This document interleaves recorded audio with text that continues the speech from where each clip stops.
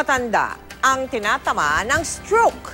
Alam niyo ba na sa bawat 100,000 bata, 3 ang maaaring magka-stroke. Tulad na lang ng nangyari sa 16 na taong gulang na si Gerard Ibanez. Kung magsalita si Gerard, kabilang nga siya sa mga pambato ng paaralan sa mga speech choir competition.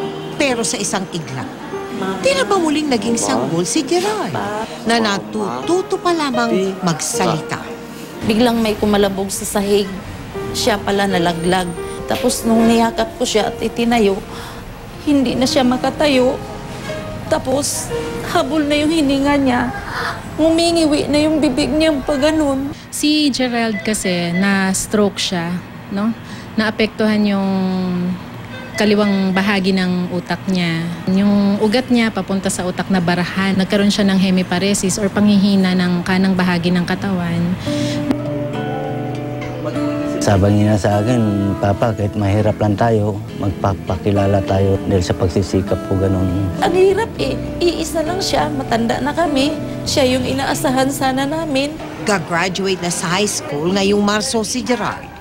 Ipinakita pa sa amin ng kanilang principal ang mga tropeyong inuwi niya para sa paaralan. Masakit na makita na yung isang batang puno ng talento, talino, nakakapanlumo. We're all waiting for you. Hinihintay ka namin. Pagaling ka.